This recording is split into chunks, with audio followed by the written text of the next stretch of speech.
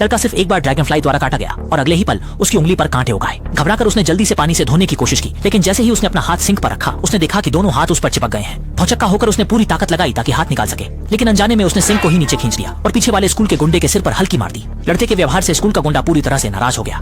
लड़का उठकर उसे सबक सिखाने ही वाला था, लेकिन उसकी जोरदार मुक्का लड़के द्वारा आसानी से बचा लिया गया। तभी छोटे शुआई को समझ में आया कि शायद उसे कोई सुपर पावर मिल गई है। इसके बाद वह जल्दी से गली में आया और परीक्षण करने लगा, और हैरानी की बात यह है कि वह वास्तव में दीवार को मजबूती से पकड़ सकता था। लगता है कि उसे सच में सुपर पावर मिल गई है। अब वह यहाँ तक कि दीवार पर स्ट्रीट डांस कर सकता है। जैसे ही वह इस पर बहुत उत्साहित था, अचानक उसने देखा कि एक ट्रक सड़क पर नियंत्रण खो चुका है और सड़क पार कर रही बुजुर्ग महिला से टकराने वाला है।